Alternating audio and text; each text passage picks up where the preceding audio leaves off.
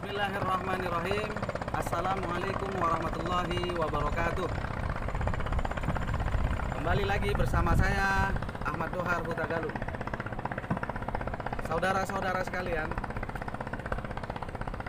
pada hari ini kita suasananya agak berbeda ya.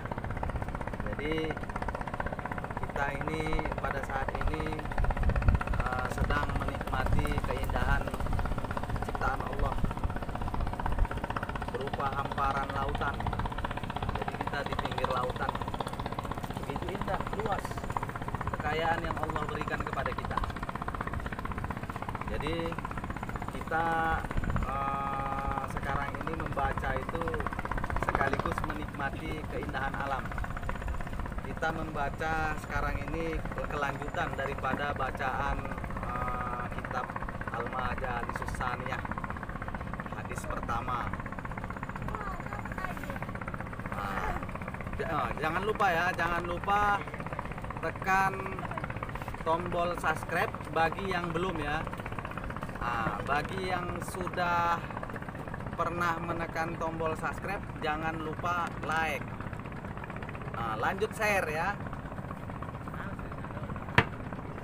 Dari Amirul Mukminin Abu Hafsin Umar ibnu Khattab, ia berkata, saya telah mendengar Rasulullah Sallallahu Alaihi Wasallam bersabda, an Amiril Mukminin Abi Hafsin Umar ibn Khattab radhiyallahu an qala sami'tu Rasulullah Sallallahu Alaihi Wasallam yaqul innamal a'malu binniyah wa innama likulli imri'in ma nawa faman kanat hijratuhu ila Allah wa rasulih fa hijratuhu ila Allah wa rasulih wa man kanat hijratuhu lidunya yusibuha aw imra'atin yankihuha fa hijratuhu ila ma hajara ilaihi rawahu Imamul Muhaddisaini Abu Abdillah Muhammad ibnu Ismail ibnu Ibrahim ibnu Mughirah ibnu Barzizah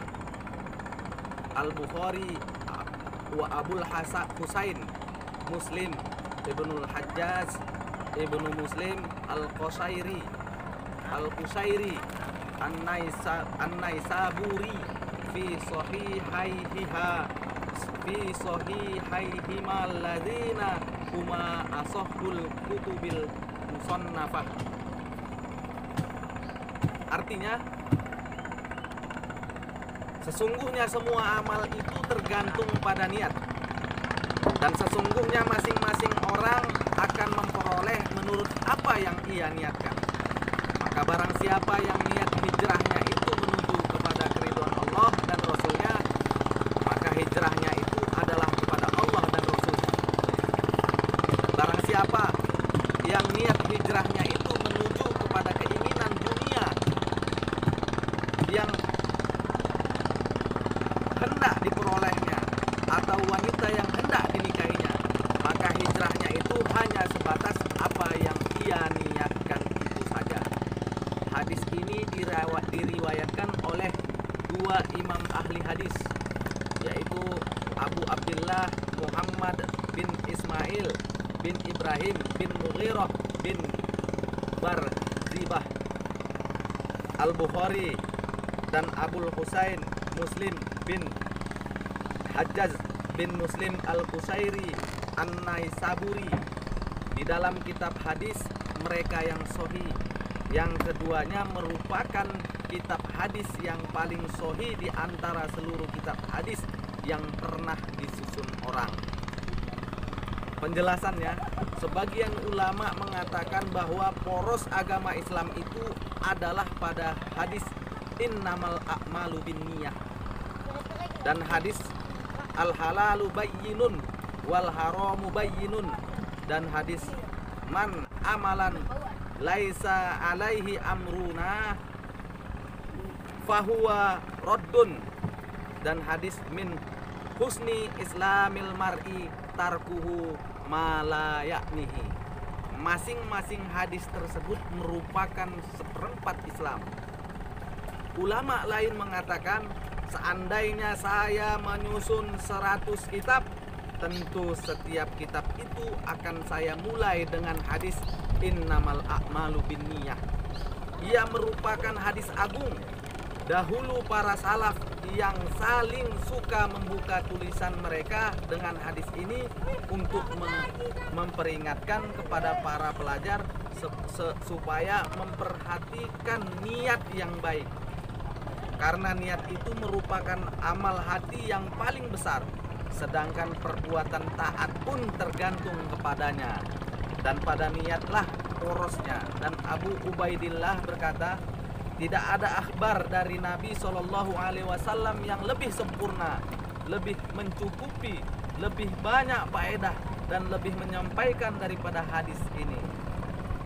Innamal a'malu binniyah, jumhur ulama mengatakan bahwa kata innama digunakan untuk membatasi terhadap apa yang disebutkan saja dan meniadakan yang selainnya. Jadi maksud hadis ini adalah bahwa amal itu akan diperhitungkan kalau disertai dengan niat dan tidak akan diperhitungkan kalau tidak disertai dengan niat. Jadi tidak ada amal tanpa niat. Dengan demikian maksud dari sabda Nabi SAW innamal a'malu itu adalah bahwa syariat yang berkaitan dengan badan, baik berupa perbuatan maupun ucapan yang keluar dari seorang yang mukmin haruslah disertai dengan niat. Niat menurut bahasa artinya kosdum atau bermaksud. Sedangkan menurut syariat artinya bermaksud mengerjakan sesuatu yang disertai dengan mengerjakannya. Jika tidak langsung dikerjakan, maka ia disebut azman. Pembicaraan mengenai niat ini telah dikupas secara panjang lebar di dalam ilmu fikih. Perlu diketahui bahwa kata innama yang berfungsi untuk membatasi tadi maksudnya tidak secara keseluruhan atau kulli, tetapi kebanyakan saja aksari. Sebab ada kalanya ada amal yang tetap sah tanpa niat, seperti azan dan membaca Al-Quran. Begitu pula sah meninggalkan sesuatu perbuatan tanpa disertai niat, seperti meninggalkan perbuatan zina. Dalam kaitan ini, para ulama telah membahasnya secara panjang lebar. Wa innama likulli imri'in ma nawa. Maksudnya adalah ganjarannya. Jika perbuatan tersebut dilandasi oleh niat yang baik, maka baik pula ganjarannya. Dan jika buruk, maka buruk pula ganjarannya. Dengan demikian, niat seorang mukmin itu lebih baik daripada amalnya.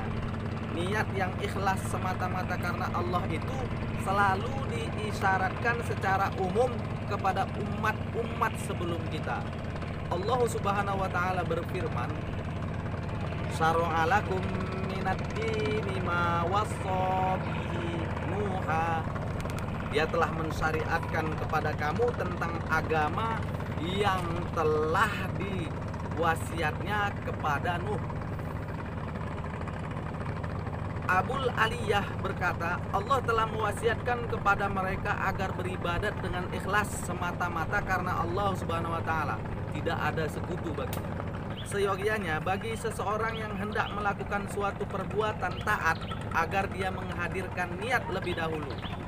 Dia harus berniat dengan ikhlas semata-mata untuk Allah Subhanahu wa taala.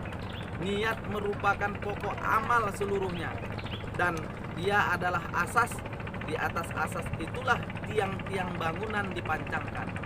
Barang siapa membukakan bagi dirinya satu pintu kebaikan, maka Allah akan membukakan baginya 70 pintu kepadanya.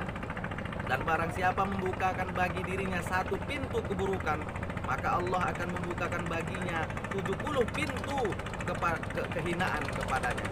Pintu kebaikan itu berasal dari niat yang baik, dan pintu keburukan itu berasal dari niat yang buruk pula. Apabila seseorang hamba berniat untuk melakukan sesuatu kebaikan, ia akan diberi pahala sekalipun tidak sampai dikerjakannya. Sebagaimana disebutkan dalam Musnad Abi Ya'la bahwa Rasulullah SAW bersabda yang artinya, pada hari kiamat Allah Subhanahu wa taala berfirman kepada malaikat Hafizah, tuliskanlah buat hambaku sekian pahala.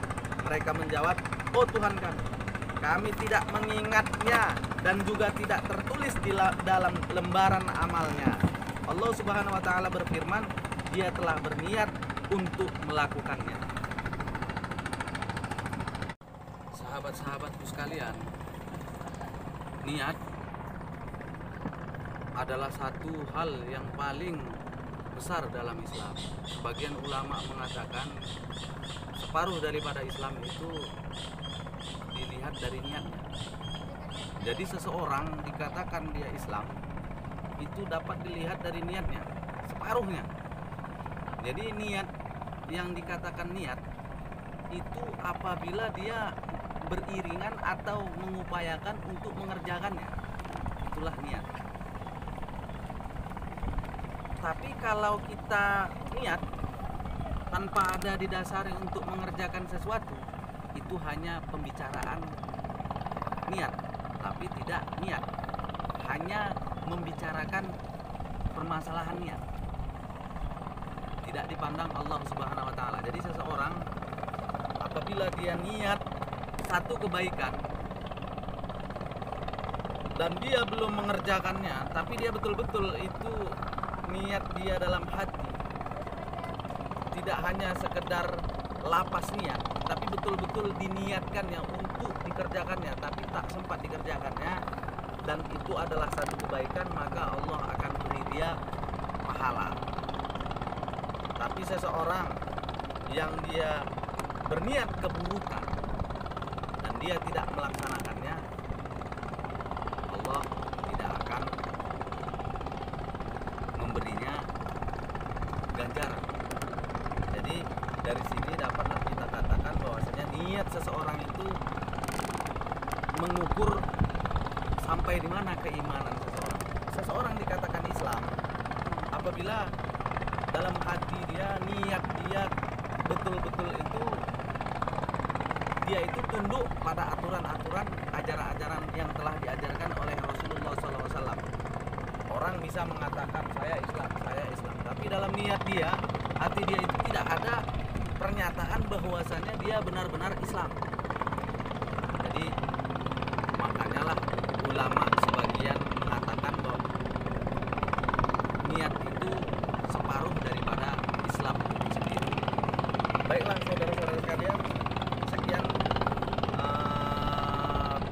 bacaan kita hari ini. Insya Allah kita akan kembali lagi kepada hadis kedua di video berikutnya. Apabila ada saya yang salah, mohon maaf. Ini masih hari Lebaran, hari Fitri. Minal aidin wal faizin.